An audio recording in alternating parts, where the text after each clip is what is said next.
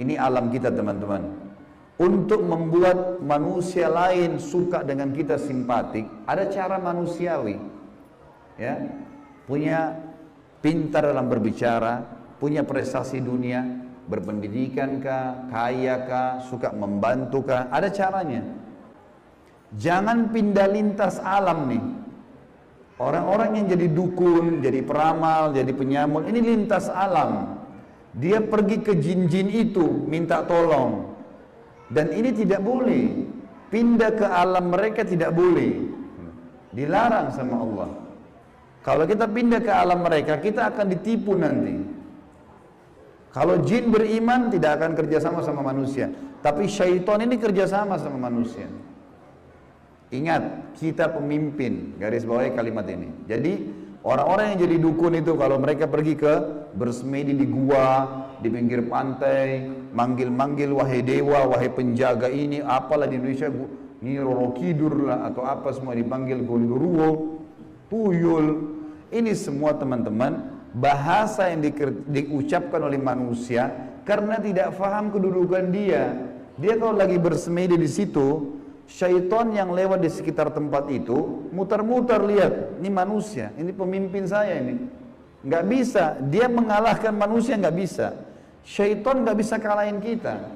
Syaitan hanya bisa bisik saja, buat, jangan, gini, cuma begitu, nggak lebih daripada itu. Bapak Ibu sekarang waktu mau kesini tadi ke masjid, mungkin ada syaitan bisikin, jauh, keburu nggak ya, dapat tempat atau apalah. Tapi Bapak Ibu tetap jalan. Syaitannya mau buat apa? Nggak bisa buat apa-apa, cuma bisa bisik. Jangan gini, gitu, segala macam. Cuma itu, manusia kalau bantah, nggak bisa buat apa-apa dia. Nggak bisa syaitan menjelma cekik kita, enggak, kamu harus berzina. Enggak. Syaitan cuma bisik, itu zina, itu perempuan, itu begini. Tapi kalau saya bilang enggak, saya nggak mau. Terus syaitannya buat apa? Nggak bisa buat apa-apa, lemah sekali. Allah bilang, inna kaidah syaitani kana dha'ifa. Syaitan itu lemah sekali. Kalau ada manusia yang tidak faham tentang kedudukan mereka sebagai khalifah, ditipulah oleh syaitan itu. Sama tadi orang bersemedi itu. Sebenarnya teman-teman sekalian, di muka bumi ini yang mengatur kadar udara, oksigen yang kita hirup, populasi manusia, populasi hewan-hewan, kadar panas udara, api, air, segala macam, ini ada malaikat-malaikat. Teman-teman kalau mau baca surah Al-Ma'arij dan surah Al-Buruj, surah nomor 77 dan surah nomor 79. Di situ disebutkan panjang lebar tentang tugas-tugas malaikat. Jadi yang urus lautan, urus gunung, urus tumbuh-tumbuhan, semua ini malaikat, makhluknya Allah. Rukun iman kita yang kedua, kita harus yakin mereka ada.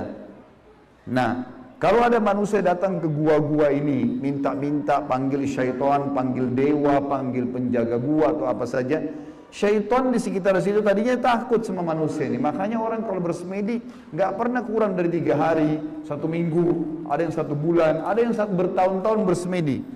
Baru syaitannya keluarin suara tuh. Dilihat orang ini kok bodoh benar, duduk nggak makan, nggak minum. Iya, kamu mau apa? Saya mau ilmu kebal. Lihat, perhatikan syaitan tipu dia. Disuruh makan kotorannya sendiri, disuruh minum darah, disuruh ini, lintas alam lain nih. Manusia tidak mungkin mau minum darah. Fitrahnya kita nggak suka itu. Alam kita beda, kita nggak boleh makan itu memang. Allah buat kita nggak suka itu. Syaitan suka dengan bau-bau busuk, bau kotoran. Manusia nggak suka.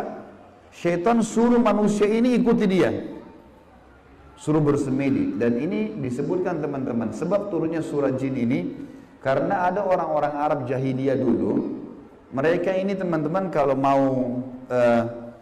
lagi perjalanan bagi safar, kepala sukunya, kepala kafilah, kepala perjalanan itu kalau sudah istirahat di satu lembah, dia tiba-tiba keluar, dia ambil setengah bekal makanan, dia bawa ke tengah-tengah lembah, lalu dia bilang begini, wahai penjaga lembah, ini setengah bekal kami, jangan ganggu kami ya. Ini perkataan siapa? Perkataan kepala kafilah tadi.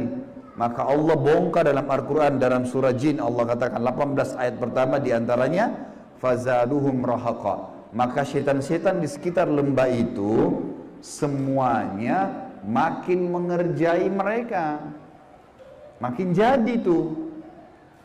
Kalau ada satu kampung misalnya kayak di Indonesia ini paling banyak seperti itu. Ada satu kampung lewat jembatan, tersebar berita, itu di jembatan kalau malam hari ada nenek-nenek tuh. Setan tunggangi itu isu. Kalau ada orang takut, makin jadi, makin kelihatan.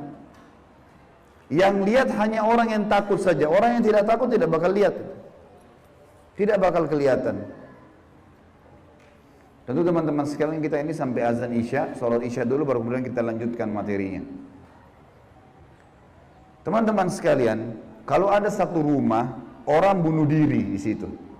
Orang bunuh diri. Kalau kita lewat, pagarnya rumah orang itu 10 meter. Kita lewat 1 meter pertama, 2 meter pertama, semua syaitan di sekitar rumah itu bisikin kita.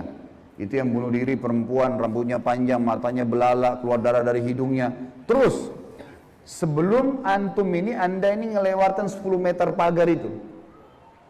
Dia takut-takutin. Kalau kita takut di 5 meter misalnya, balik ke sana kita lihat benar tuh. Perempuan yang gantung diri itu kita lihat, padahal sebenarnya tidak ada. Itu permainan syaitan di sekitar rumah itu. Ini saya bongkar kedoknya biar bapak ibu tahu. Jadi syaitan kalau ada di sini marah sama saya, biarin aja dia marah. Karena emang dia begitu kerjain manusia. Dia kerjain manusia. Kalau ada teman kita jalan tanya, kamu takut gak? Kamu lihat gak? Dia bilang enggak, karena dia tidak takut. Kalau dia takut, dia bayangkan nenek-nenek misalnya. Dia lihat nenek-nenek di sana. Jadi orang makin benar, makin tahu tauhid ini, makin tahu kisah awal Nabi Adam, musuh kita syaitan, Allah bilang syaitan itu lemah, tidak bisa buat apa-apa. Ini semua teman-teman sekalian akan membuat seseorang di antara kita jadi kokoh. Jadi tidak mudah tergoda oleh syaitan. Dan ini makna daripada hadis Nabi SAW. Hai Ibnu Khattab, Umar bin Khattab, kalau kau lewat di sebuah lembah, syaitan tahu kau lewat di lembah itu, dia cari lembah lain. Padahal Umar nggak pernah lihat syaitan itu. Syaitan yang lihat Umar. Kok bisa syaitannya takut? Karena tahu kalau Umar ini sudah tahu sedikit ada gangguan syaitan, langsung Umar baca A'udzubillahi minasyaitonirrajim. Berarti Allah utus malaikat bunuh dia. Orang-orang yang takut saja, yang belum paham, baru kemudian dikerjai oleh syaitan itu. Seperti itulah pemahamannya. Sudah azan? Alhamdulillah.